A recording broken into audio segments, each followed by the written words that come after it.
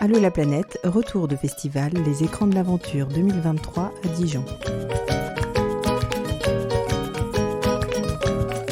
Bonjour et bienvenue sur la web radio Allô la planète, la web radio des voyageurs qui se trouve sur les Écrans de l'Aventure à Dijon. Nous avons avec nous Nathan Paulin et Clovis Paulin, donc le petit frère, dont on a vu le film donc, pour Nathan, un peu plus tard pour Clovis. Nathan a réalisé donc le film La ligne de l'ange, qui est donc un sacré défi de mettre une highline au Mont-Saint-Michel. Bravo. C'est ça. Donc, c'était une traversée entre la Terre et le Mont-Saint-Michel sur une highline. Et donc on n'a pas dit le titre du film de Clovis qu'on verra donc un petit peu plus tard, Deep Freeze, et qui est plutôt l'alpinisme. Donc oui, c'est un film d'alpinisme, donc on l'a réalisé une voie qui s'appelle la Directissime de la Walker dans la face nord des Grandes Jorasses. Et ce qui fait de cette voie une voie exceptionnelle, c'est qu'elle n'avait jamais été refaite depuis 37 ans, depuis son ouverture. On était les premiers ascensionnistes à y retourner. Et voilà, c'est ça qui fait que c'était un événement notable. Et donc on l'a mis 5 jours en février dans la face nord des Grandes Jorasses. On en parlait ce matin, j'ai une pensée pour vos parents. Ça va, ils sont pas trop inquiets? Non, nos parents ils sont très heureux qu'on fasse tous les deux des métiers qui nous plaisent, parce qu'au-delà des passions qu'on met dans les films, c'est des métiers. Pour Clovis est guide de haute montagne maintenant, et moi je suis funambule, je fais des spectacles, c'est mon métier aussi. Et donc ils sont très très heureux pour nous. Ils peuvent être inquiets par moments. C'est vrai que quand Clovis était dans la face nord des Grandes Jorasses, ils étaient assez inquiets. On est assez inquiets quand on n'a pas de nouvelles aussi. Ou quand on sait qu'on n'aura pas de nouvelles, il n'y a pas de souci, mais quand on doit avoir de nouvelles et qu'on n'en a pas, on est un peu inquiet pour Clovis. Et pour moi, ça va, je fais j'ai une pratique qui est très peu risquée par rapport à celle de Clovis. Moi, je suis toujours attaché, sécurisé. Tout est doublé. Il ne peut pas m'arriver grand-chose. Clovis, c'est un peu différent. Il est dans des éléments qu'il ne peut pas contrôler à 100%, donc il y a plus de risques dans sa pratique. Nathan, ça vient d'où cette passion? Alors moi, ça a commencé, donc, c'est un peu grâce à Clovis. C'est un copain qui est un copain de Clovis qui lui a montré ça. C'est lié au milieu de l'escalade à la base. Et donc moi, quand j'ai vu ça la première fois, j'avais la cheville, j'étais blessé, je n'ai pas pu essayer. Et je me suis dit, tiens, j'ai réessayé en m'ennuyant. En fait, j'ai pris une sangle dans mon jardin, que j'ai tendue dans le jardin, une sangle de camion. Et ça m'a tout de suite captivé. Le côté méditatif, ça demande beaucoup de concentration. C'est la seule activité, en tout cas c'était à l'époque la seule activité qui me captivait 100%. Moi j'ai une attention qui est assez... j'ai tendance à écouter ce qui se passe ailleurs, quand je suis à l'école, quand je suis dans une conversation par exemple. Et là ça me recentre sur une seule chose, ça m'a vraiment plu. Je me suis pris de passion pour cette discipline. Et après j'en ai fait de plus en plus et je me suis mis à faire des records de distance qui n'avaient jamais été faites. Je suis tombé sur une pratique toute jeune aussi, dans laquelle j'ai eu la chance de pouvoir grandir avec la pratique en allant faire des choses qui n'avaient jamais été faites. Et j'ai découvert aussi des gens super sympas dans ce milieu-là. Toute jeune, c'est quoi? Alors la pratique, en fait, ça a commencé dans les années 80, donc ça c'est assez vieux, mais c'est resté très très confidentiel, il n'y avait pas de matériel spécifique. Ça a commencé, on va dire, plutôt en 2005-2010. Moi j'ai découvert en 2011. Pour vous donner un exemple, le record du monde de distance quand j'ai commencé, c'était moins de 100 mètres. Aujourd'hui, c'est 2 km 2. Moi, je l'ai amené à 400, 1000 mètres, 1 km 6. Donc, le record ça montre un peu l'évolution de la pratique. Il y a le matériel, quand j'ai commencé, on n'avait rien de spécifique. Maintenant, on a le matériel pour. Il y a des marques qui sont créées. Et donc, voilà, c'est vraiment une pratique qui est jeune, qui s'est popularisée parce qu'elle est très accessible. Il suffit, on voit bien dans les parcs. À une époque, il y a eu une très très grosse mode entre 2012 et 2016. Après, ça s'est un peu calmé. Donc voilà, moi j'ai eu la chance de pouvoir grandir avec cette discipline et la faire grandir en testant des nouvelles choses. Voilà. Et pour toi, Clovis, l'alpinisme, c'est venu quand? Escalade d'abord. Je peux dire que je pense que c'est venu petit à petit, on va dire. En fait, ça vient un petit peu, je pense, de notre maman quand même, qui nous a toujours en fait emmenés en montagne depuis qu'on est tout petit, mais pas en haute montagne. Je pense qu'elle nous a fait naître un peu une passion de la montagne. Elle nous a fait faire une rando quand même qui est plutôt alpine, qui fait à peu près 1000 mètres de dénivelé, et donc un truc par chez nous qui s'appelle le Petit Bargy à 3 et 5 ans. Ah oui, quand même. Et voilà, c'est au-dessus de notre village natal, le Reposoir dans les Aravis. D'accord. Et donc à 3 et 5 ans, ils nous ont emmenés faire comme des belles choses. Et quand on était quand j'étais petit, et Nathan aussi, on aimait vraiment pas ça. Et après, je sais pas, en grandissant, j'ai toujours été un peu fasciné par ce milieu-là. Ça m'a toujours un peu tiré quand je voyais les mousquetons, les cordes, ces trucs qui me paraissaient impossibles. Et puis après, quand j'étais en âge de faire ça un peu tout seul, c'est-à-dire à 14 ans, j'ai commencé l'escalade. Et après, j'ai eu la chance de rencontrer quelqu'un qui s'appelle Patrick Gabarou, qui est un grand monsieur de l'alpinisme, qui est justement l'ouvreur de la directissime de la Walker, 37 ans avant qu'on y retourne. Et Patrick m'a beaucoup apporté à ce moment-là. Il a vu en moi un jeune passionné et il m'a passé le flambeau. Voilà. D'accord. Jolie histoire. Et puis, au-delà, on va dire, de la prouesse, je reviens vers toi, Nathan, cette prouesse d'highline qui ébahit toujours quand on regarde ça. C'est quand même une discipline à part, on va dire. On se dit, moi, j'y arriverai pas. Et c'est fascinant de regarder, bien sûr. Mais je trouve que ce qui est intéressant dans ton film, c'est toute l'aventure, tout le projet humain, tout cet esprit d'équipe, ce projet qui est voilà, tu es tout seul sur la slack, mais derrière, il y a du monde. Oui, c'est ça, mais j'avais vraiment à cœur de montrer ça. Ce film, il est là aussi pour expliquer comment on arrive à faire cette traversée, comment c'est le travail de plein de personnes. Je parle beaucoup de Alexandre qui a porté ce projet et qui est dans l'ombre en fait, parce que lui on ne le voit jamais. Et même dans le film on le voit finalement assez peu parce qu'il a pas volontaire. Oui, lui il a pas voulu s'impliquer plus que ça. Le film est arrivé après. Il y a des scènes qu'on a été retournées au Mont-Saint-Michel. Quand je découvre, en fait, on l'a fait après parce qu'on n'avait pas filmé ça. Ou quand je rencontre le patron des Tricots Saint-James qui a financé le projet, c'était avec Alexandre. Il n'a pas voulu y retourner.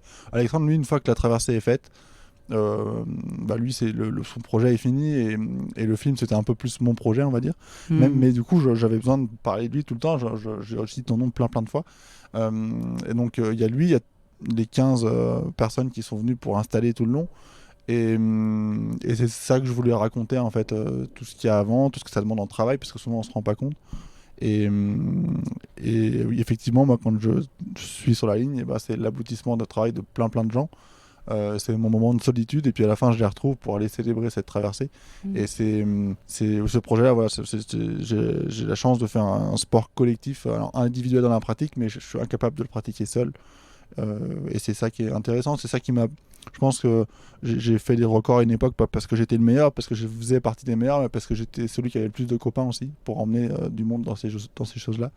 Et c'est ça qui est beau de les partager à la fin quand ça fonctionne. Clovis, toi, quand tu pars seul. Alors, pour le film, non, mais généralement, est-ce que c'est plutôt une activité solitaire ou au contraire, on part à plusieurs ? Eh ben non, justement, l'alpinisme, il y a une pratique solitaire de l'alpinisme que, par exemple, Charles a pratiqué dans les Grandes Jorasses, ça avait beaucoup fait parler il y a 2 ans. L'alpinisme solitaire, c'est quelque chose que je pratique rarement, personnellement. Globalement, je pratique ça en cordée et un peu comme Nathan aussi justement, ou particulièrement l'escalade, c'est à la fois un exploit solitaire, une pratique solitaire parce que en escalade la performance on la réalise nous quand on est en tête, mais on est dépendant d'un compagnon de cordée en qui on remet toute notre confiance. Et c'est pareil, c'est une dimension assez intéressante dans le côté alpiniste, c'est majoritairement des envies individuelles mais qui sont dépendantes quand même de copains quoi. Cette aventure humaine est importante et elle ressort bien, en tout cas dans ton film, Nathan. Quand tu es sur cette ligne, qu'est-ce que tu ressens ? À quoi tu penses ? Est-ce que tu es vraiment concentré sur mettre un pied devant l'autre, les mettre bien, rester en équilibre, ne pas flancher ? Qu'est-ce qui se passe dans ta tête ? Alors, disons que sur les premiers pas, oui, c'est vraiment, je suis dans la technique, j'essaie d'avancer, parce que c'est très dur au début. Là, au Mont-Saint-Michel, quand je découvre la ligne, il y a beaucoup de stress. Je dis que j'ai pas été dans le vide, en fait. Je suis ici au sommet d'une grue de 100 mètres, et pendant les 3 jours d'installation, j'ai passé mes journées au sol, et donc je suis pas habitué à ce vide qui est environnant. Et donc là, il y a au début beaucoup de concentration, je pense vraiment juste à avancer et puis après je retrouve mes marques, j'arrive à me détendre et à profiter du moment présent, de ce que je suis venu chercher en fait, vraiment de marcher vers le Mont-Saint-Michel, et donc là je peux vraiment penser à plein de choses. Ça va être les proches qui sont autour, ça va être les copains avec qui on a partagé ce projet. Quand j'avançais aussi, j'avais donc tous les 100 mètres, je savais que j'avais passé 100 mètres parce qu'il y avait une jonction et donc je me rappelais aussi des projets précédents. Par exemple, quand j'ai fait 400 mètres, je me suis dit, bah tiens, là, tu as fait ton record de 2015, qui était à l'époque 400 mètres. Et puis après 1000 mètres, en fait, donc c'était un peu un voyage avec plein de choses.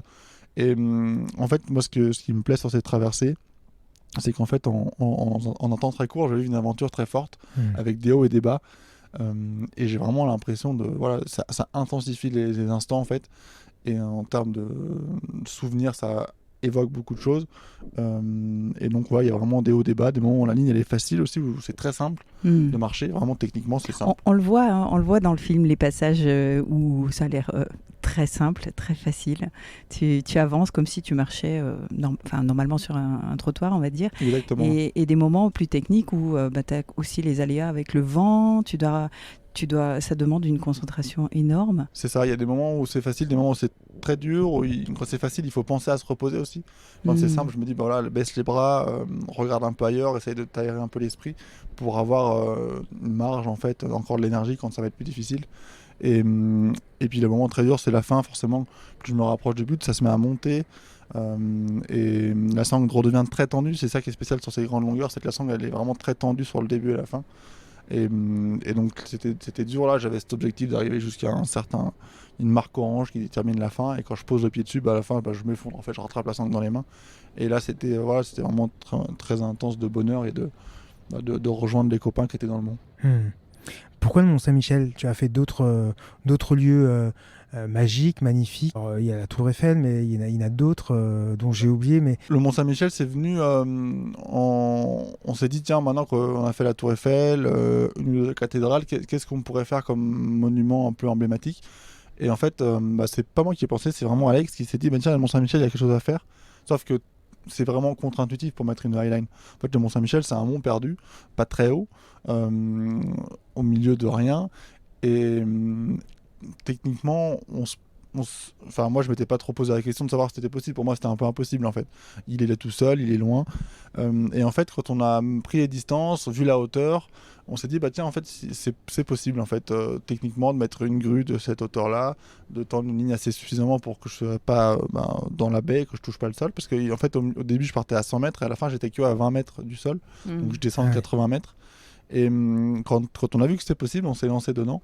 Et voilà, c'est l'idée vraiment, elle est venue. Ça a découlé, en fait. C'était quel monument en France est emblématique. Et moi, il y avait aussi une grosse envie de le découvrir parce que je connaissais pas le Mont-Saint-Michel, en fait. Je l'avais vu que de loin sur la route. Et donc là, c'était l'envie d'aller découvrir ce monument qui est très très spécial pour plein de choses. Et de là découle plein de tracas administratifs qu'il a fallu gérer avant d'installer la ligne entre la grue et le clocher du Mont-Saint-Michel. C'est ça, donc là il y a le centre des monuments nationaux, les architectes des monuments de France. Il y a un moment dans le film, j'énumère la liste longue. Voilà. C'était fait exprès, en plus on a enlevé les abréviations, on a essayé de tout dire, et en fait ça fait des tonnes de personnes à convaincre qui sont des autorités avec des formalités. Et si une seule de ces personnes dit non, ça fonctionne pas. Et c'est ça qui est beau dans ces projets, c'est quand on arrive à convaincre tout le monde, à emmener tout le monde dans le bateau. Et effectivement, jusqu'au dernier moment, la préfecture, 10 jours avant l'événement, m'interdit de pratiquer la journée. Le seul jour où j'ai pu pratiquer la journée, c'était le jour de l'installation, quand elle a été montée, mon essai où j'ai réussi, c'est le seul jour où je pouvais pratiquer l'après-midi. Sinon, en fait, il y avait l'ascension, ils avaient parqué trop de monde. Et donc on a eu pas mal de choses comme ça. Les architectes qui voulaient pas forcément se mouiller parce que on nous dit oui sur le principe, mais quand il faut acter un oui, il y a souvent plus personne. Donc c'était très très long. Et en ayant passé tous ces obstacles, puis il y avait quelque chose de difficile aussi, c'était de trouver les fonds nécessaires, l'argent en fait, pour que ça fonctionne. Et voilà, c'est ça, 140 000 euros. C'est vraiment, c'était la grue qui coûtait très très cher, le fait d'avoir 15 personnes sur une semaine à payer, et à la fin, quand tout s'aligne. Et c'est vrai que les 6 derniers mois, il nous manque encore 30 000 euros, 50 000 euros, il faut qu'on les trouve. On a lui qui répond pas, on a ça. Et puis à la fin, on y arrive et on espère que la météo soit avec nous, parce que sinon on a fait tout ça pour rien. Et c'est aussi ça qui fait peur en fait, d'engager tant de moyens, de gens. Et dans un projet qui peut éventuellement ne pas fonctionner. La grue fait quelle hauteur? Alors la grue, elle faisait 100 mètres. On a monté la grue à la taille du Mont-Saint-Michel en fait. Voilà, c'était une grue de 100 mètres. C'est des grues qui sont normalement utilisées pour monter les éoliennes. les pales d'éoliennes. Et c'est la première fois qu'on utilisait une grue si grosse avec une technique nouvelle. La sangle passait au sommet de la grue et on la tendait depuis le sol. Comme ça, on n'avait pas à travailler au sommet de la grue. Et c'est une technique qui a bien marché, depuis j'ai répété plusieurs fois sur plusieurs traversées moins longues. Une traversée d'1 kilomètre sur le lac Léman à Genève, des traversées sur le lac d'Annecy, enfin plein de traversées sur grue où j'ai refait cette technique-là avec la poulie en tête de grue. Et voilà, finalement ça fonctionnait et c'était assez impressionnant d'avoir cette grande machine qui est venue là, avec le grutier aussi qui nous aidait tout le long, c'était sympa. Alors, on voit comment vous tirez la ligne de la grue jusqu'au Mont-Saint-Michel en faisant attention à ce que elle soit pas imprégnée par cette glaise qu'on trouve. Ce qui n'a pas été le cas d'ailleurs. La fin était pleine de glaise, on l'a pas trop dit dans le film. Ah ouais, d'accord. Mais bon, ça m'a pas gêné dans la marche, mais on a passé beaucoup de temps à la laver à la maison après. Ah d'accord, ok.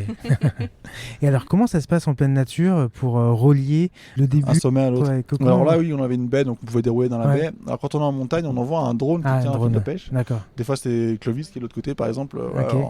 En fait, on fait un groupe qui va de chaque côté et on envoie un drone qui est attaché à un petit fil de pêche. D'accord. On peut envoyer jusqu'à plus d'1 kilomètre de long. Faut pas qu'il y ait trop de vent. Et une fois que la personne de l'autre côté a rattrapé le drone, ce fil de pêche, on l'utilise pour tirer une petite cordelette et la cordelette va tirer la sangle. D'accord. On fait des étapes comme ça. Donc le drone nous aide beaucoup à cette traversée. D'accord. Ouais, je suis effectivement réceptionnaire de drones professionnels. Clovis l'a fait souvent et j'ai un drone maintenant qui ne sert plus qu'à ça. Je l'utilise plus pour filmer et dans le drone, dans les images, à chaque fois que j'enregistre, j'ai que des copains ou Clovis qui sort du clocher d'Évian en l'air. C'est assez drôle d'avoir toutes ces réceptions de drone. De temps en temps, on le crache, on l'a craché en Corse dans les arbres, mais le drone finit, il se casse pas. Et voilà, c'est le moment le plus stressant d'une installation, souvent le passage du drone. C'est marrant cette utilisation du drone. Ouais. Oui, c'est un peu détourné. Au début, on a eu plusieurs accidents. Enfin, moi, je me suis un peu coupé les doigts en rattrapant un drone en Chine. En fait, c'est pas fait pour. En fait, et c'est toujours sensible d'avoir un drone à rattraper alors qu'il est tiré par un fil de pêche. Voilà, c'est toujours un peu difficile. Ouais, le point important à ce moment-là, généralement, c'est le vent quand même. Quand il y a du vent qui prend le fil de pêche, là, c'est ce qui nous arrivait en Corse. Ça finit dans les arbres. J'ai fait récemment sur le fort de Mont-Dauphin, près d'Embrun, une traversée au drone. Pareil, il y avait un vent très très fort et le drone se faisait emmener. Finalement, ça fonctionne. On est content quand le drone est rentré et qu'on a passé cette étape. Alors Clovis, toi, tu accompagnes ton frère sur ce projet-là. Est-ce que lui, l'alpinisme, c'est quelque chose qui lui parle ou pas du tout?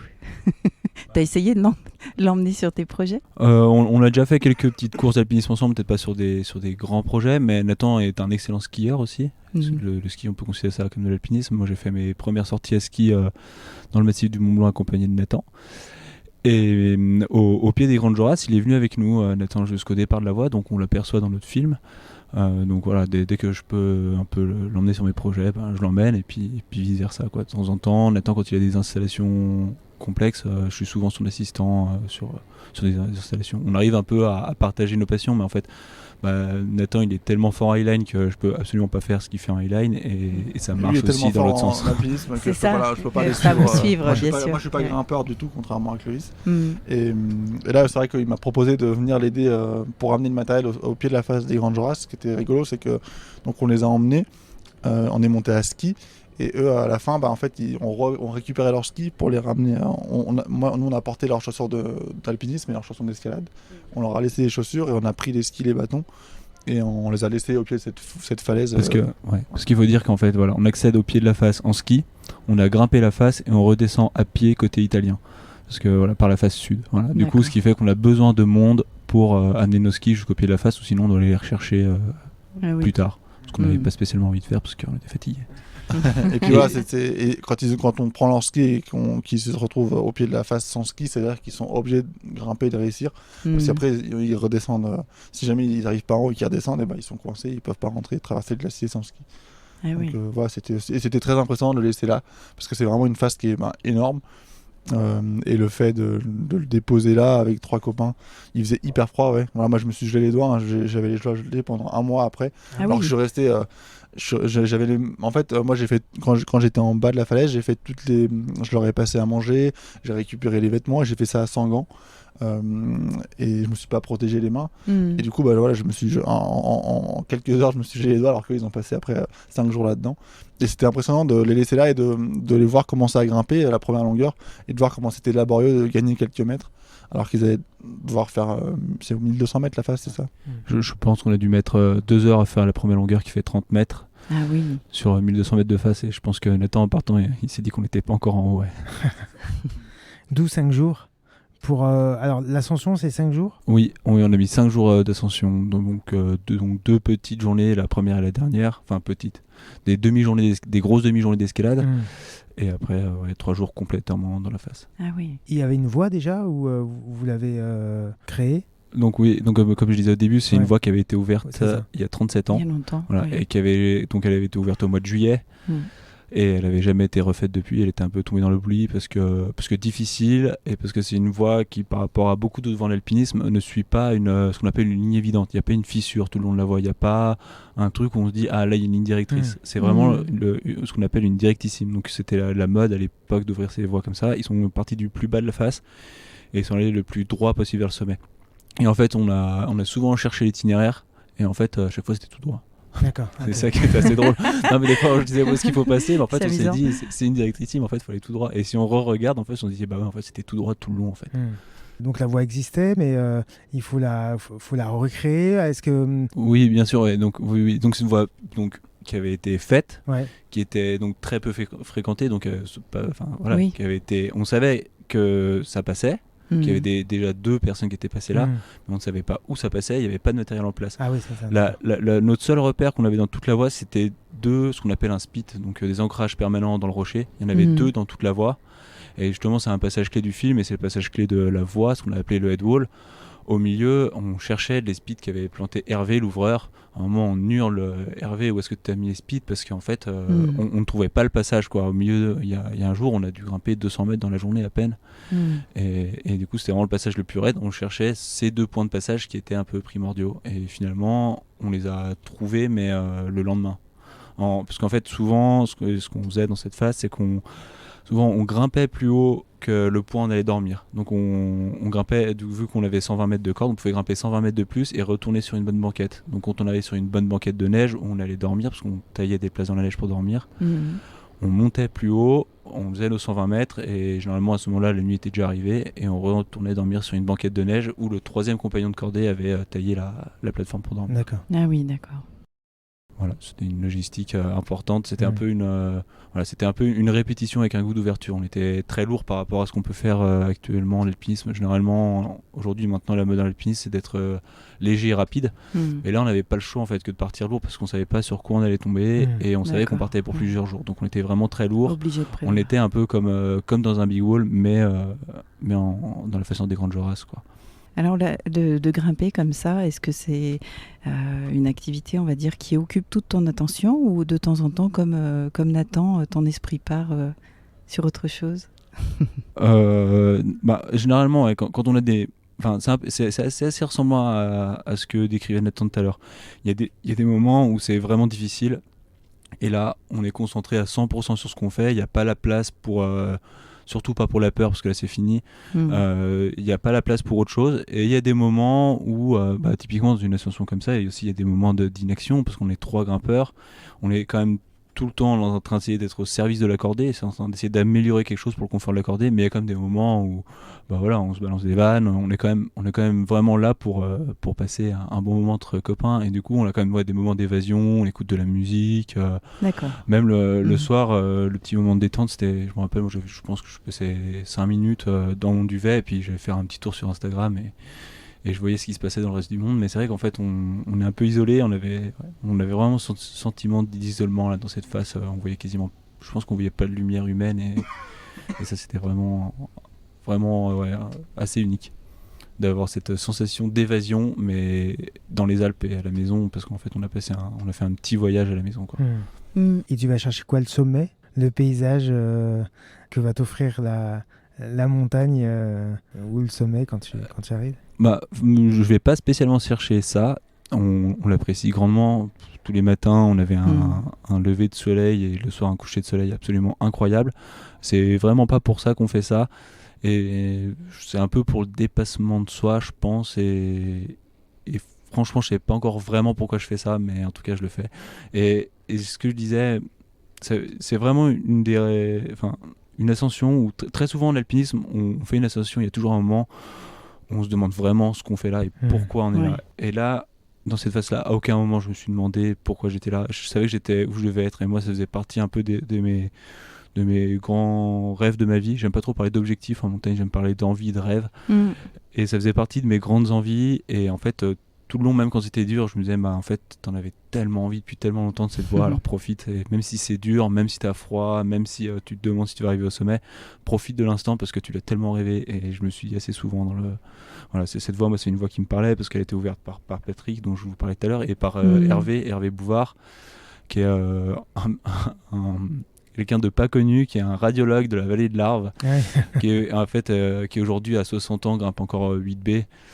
Pour moi, c'est un de mes idoles absolues, mais quelqu'un qui est très discret. En fait, de faire la directissime de la Walker, qui a été ouverte par Patrick, par Hervé, qui a jamais été refaite. Moi, c'était juste un des rêves de ma vie de faire ça. Donc ça fait déjà un de plus en moins. Bon, maintenant, je regarde toujours plus loin. Et alors, c'est amusant. Donc, on est sur un festival, on ressent ce soutien familial. Alors, j'ai pas vu ton film, mais je pense qu'on le sent aussi, puisque Nathan a participé à l'apport du matériel sur ton projet aussi. C'est quelque chose qui se fait en groupe, en famille, qui est soutenu, et vous sortez un film tous les deux. Alors oui, c'est assez là ça tombe comme ça et on est assez content. C'est la première fois qu'on se retrouve dans un festival ensemble. Aujourd'hui, on est le même jour en plus programmé, donc c'est assez chouette. Moi, le fait de faire ce film, c'est venu. En fait, c'est un film que j'étais très impliqué parce que donc c'est moi qui fais la voix off. En fait, pour la petite histoire, on avait une grosse production, c'est Canal+ qui devait faire ce film. Alors pas ce film, mais un film sur la traversée au Mont-Saint-Michel. Et puis finalement, quelques mois avant, ils nous ont lâchés. Pour une réunion un peu absurde où ils ont dit on fait déjà un film sur un gars qui grimpe dans les arbres, on va pas faire un film là-dessus. Et donc on a perdu les financements. Mais c'est pas pour autant que Bertrand donc, a réalisé et d'autres qui sont venus filmer le jour J, ils ont dit nous on est capable de venir gratos, on vient, vous nous payez le bungalow au Mont-Saint-Michel et puis on filme.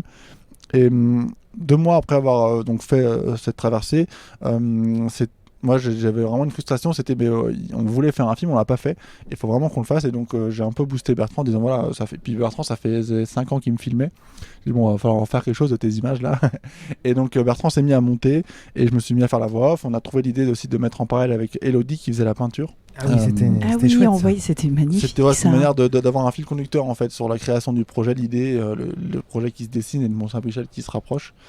Donc voilà, pour moi le film est venu comme ça et je suis très heureux de ce film parce que j'ai fait d'autres films par le passé qui étaient dirigés soit par des chaînes de télé, soit par quelqu'un d'autre, et là je trouve que c'est le film qui me ressemble le plus parce que finalement j'ai eu la liberté de raconter ce que je voulais, pas dirigé, pas de télé derrière, on pouvait vraiment parler de ce qu'on voulait. Et donc voilà, c'est comme ça qu'on l'a fait avec Bertrand, avec un tout petit budget, et c'était une très très belle expérience. Et je suis assez fier. On a la musique aussi, il y a Zikali qui a réalisé la musique. Et on était pareil, j'ai participé pas mal à ce que je voulais en fait en termes de musique.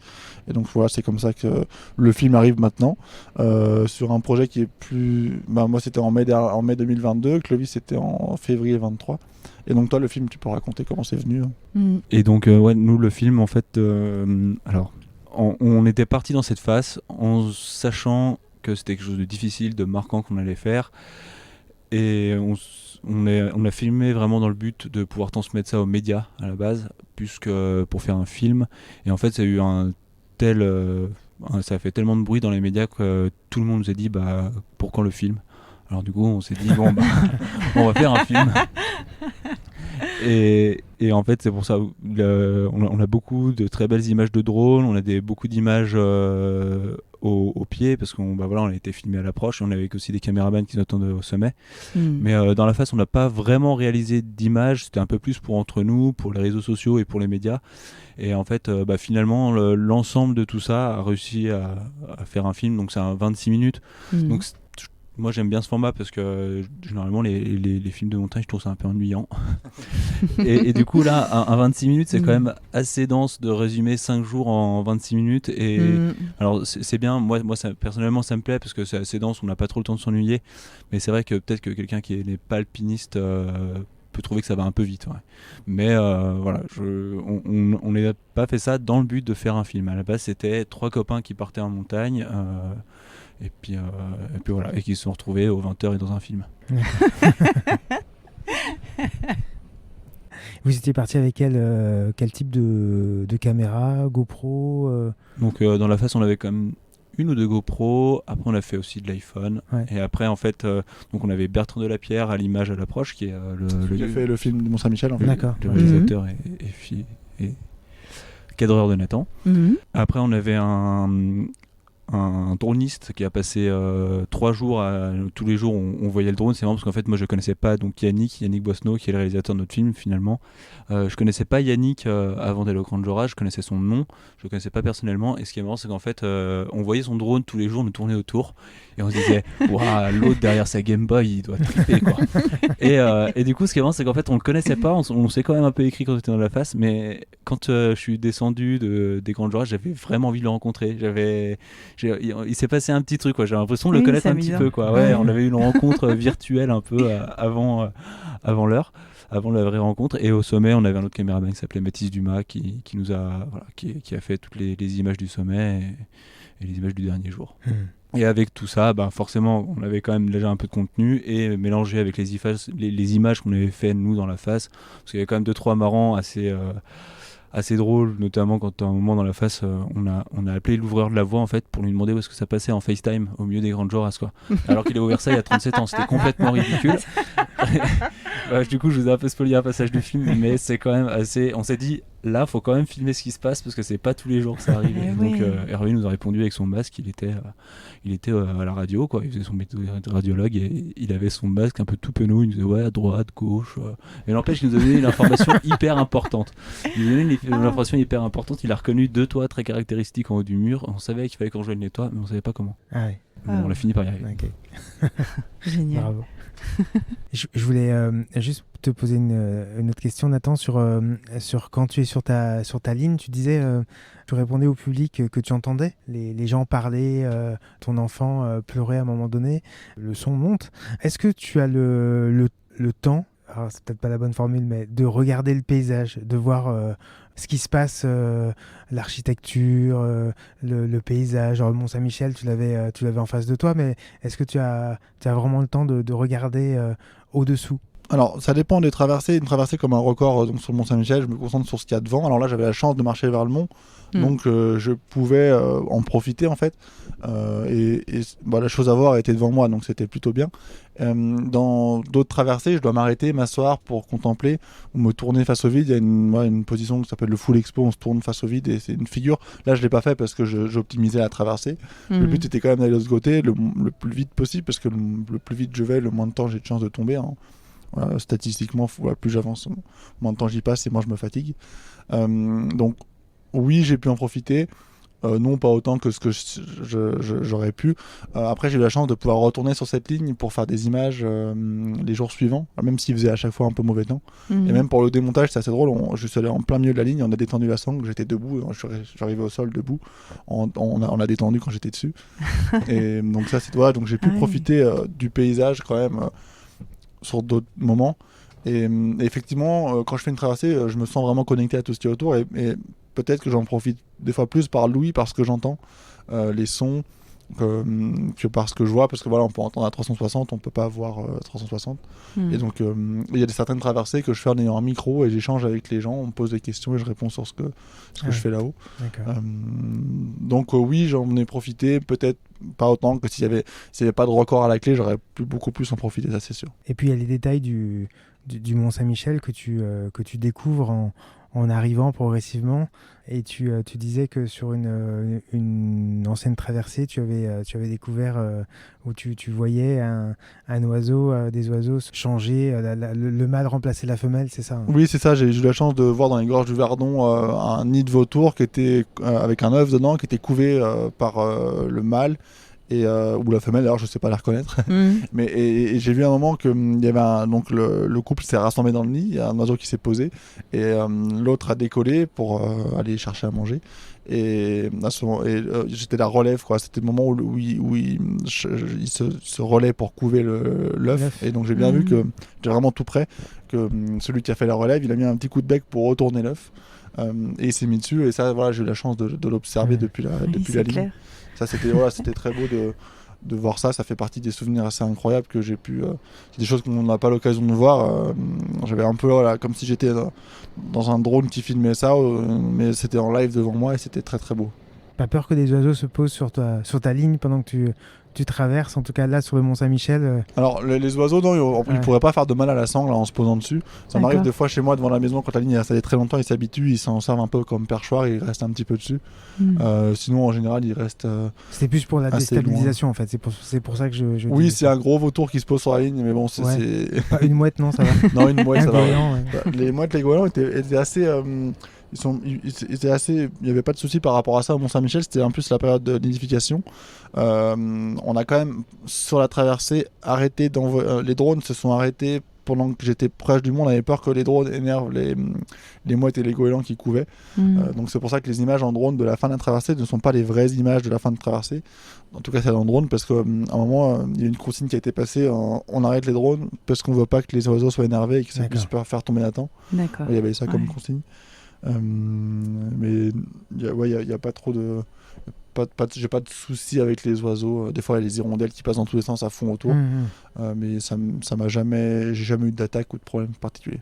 Donc là c'était nouveau, non, pas tant par la distance et par du coup ce challenge, mais nouveau aussi en matériel. Tu disais que tu avais fait fabriquer une sangle adaptée qui est différente de celle que tu utilises. C'est ça, donc là je voulais une sangle spécifique qui soit plus résistante que celle que j'ai d'habitude, donc c'était un matériau résistant, un peu plus épaisse et plus fine, donc moins large pour qu'elle prenne moins le vent.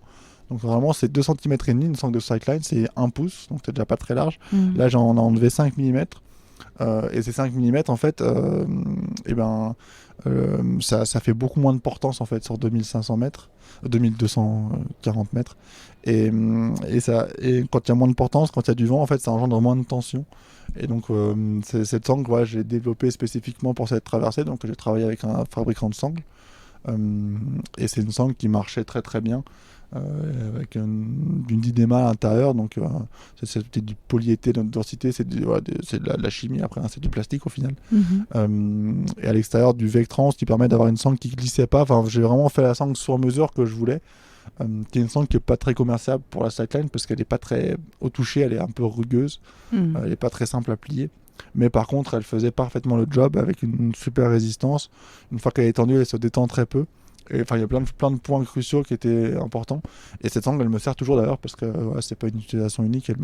Je l'utilise tout au long de l'année pour faire plein de traversées. Puis il y avait le risque qu'elle lâche, d'où les essais. Oui, alors, en cas de vent fort, elle pouvait casser. Alors après, les essais en soufflerie, c'était une manière de confirmer que le fait que on voulait savoir de quel pourcentage ça diminuait la tension en cas de vent fort. Donc ça on l'a confirmé grâce aux essais en soufflerie. Et après là on fait des essais de traction, donc la sangle elle casse à 6 tonnes. J'ai même fait un essai où je la coupais au couteau à moitié et elle cassait encore à 2,5 tonnes, ce qui est plus haut que ce que je l'ai jamais tendu. Donc c'est aussi une manière de se rassurer, de voir que cette sangle est ultra résistante. D'ailleurs j'ai jamais vu casser cette sangle, elle s'effiloche, mais il n'y a pas de rupture vraiment de la sangle. Donc c'est toujours rassurant. Et donc voilà, aujourd'hui c'est la Sightline la plus résistante qui existe. Combien de mois de préparatifs ? Alors c'est un an de préparation, 6 mois d'une dernière ligne droite assez intense. Il s'est trouvé que le fabricant de sangle, en plus il y a eu un petit quiproquo, ils n'ont pas compris que c'était fin mai. Et là ils me disent bon voilà c'est bon, la sangle elle sera prête pour être livrée mi-juin. Et là j'aurais dit mais là ça va pas aller du tout. Le traversé c'est fin mai. Et donc ils ont dû mettre 2 métiers à tisser au lieu d'un, à travailler en même temps. Et voilà, c'est donc Technisangle qui sont vers Saint-Etienne à Saint-Chamond, qui ont été un super partenaire, qui nous a fait un prix génial aussi pour la sangle. Et donc voilà, quand tout ça fonctionne, donc c'est 1 an de travail et 6 mois d'une ligne droite avec des appels quotidiens, que ce soit pour les autorisations, le financement, des réunions sur site.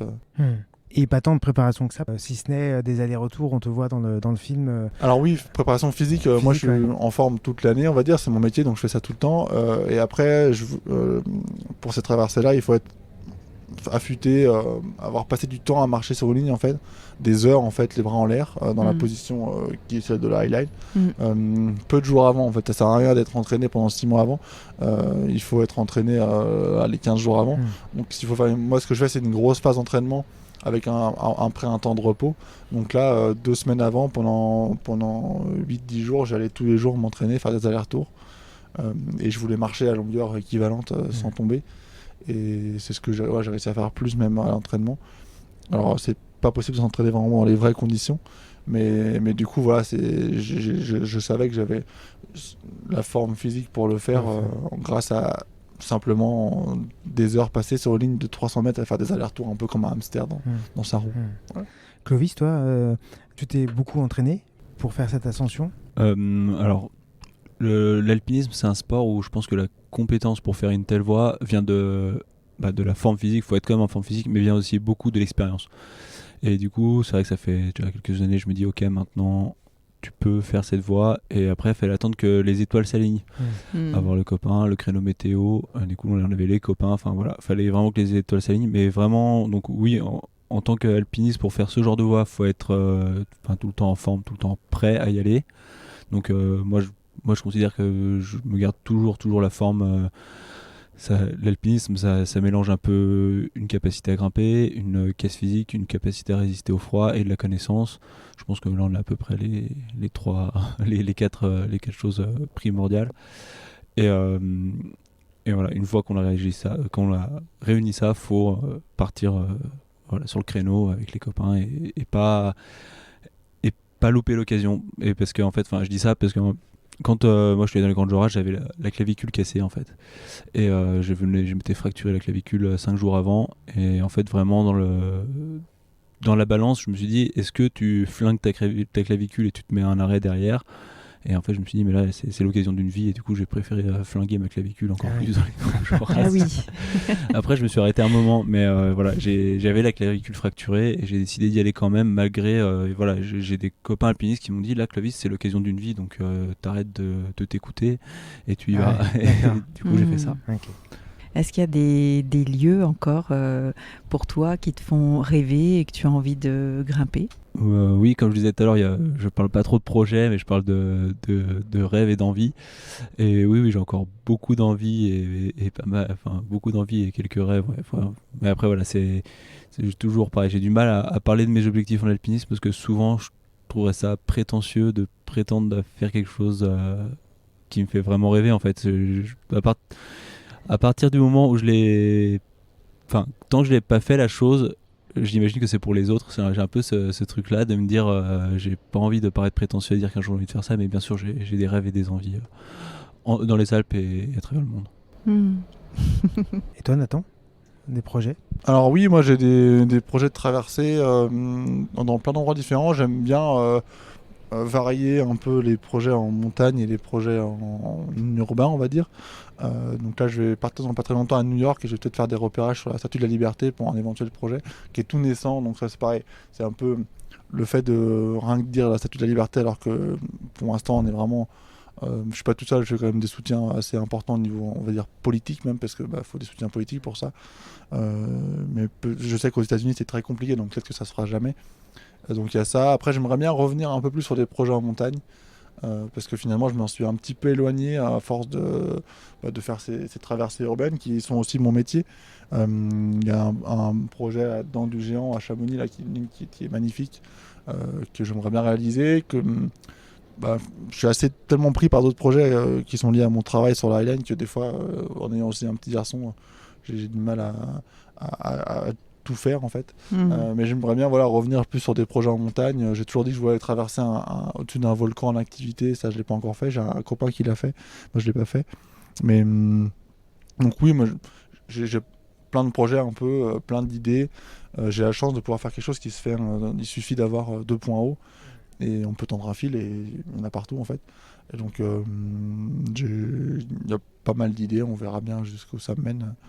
Moi, je vogue entre les projets qui sont les miens, que j'anime, que je pousse, comme le Mont-Saint-Michel, et des projets qui sont pas les miens. Quand on me commande une traversée, quand on me dit bah tiens, la ville de Pornic par exemple en Bretagne qui me dit on aimerait bien que tu fasses une traversée sur le château de Pornic au-dessus du port, une très belle traversée, je dis bah oui, je viens avec plaisir. Donc voilà, il y a plein de projets qui viennent pas de moi et que je prends beaucoup de plaisir aussi à faire. Merci à Merci tous à les vous. deux. Merci Donc, à vous. La ligne de l'ange, on vous invite à aller le voir, et Deep Freeze qu'on va aller nous découvrir ce soir. Merci Clovis, merci Nathan. Merci beaucoup.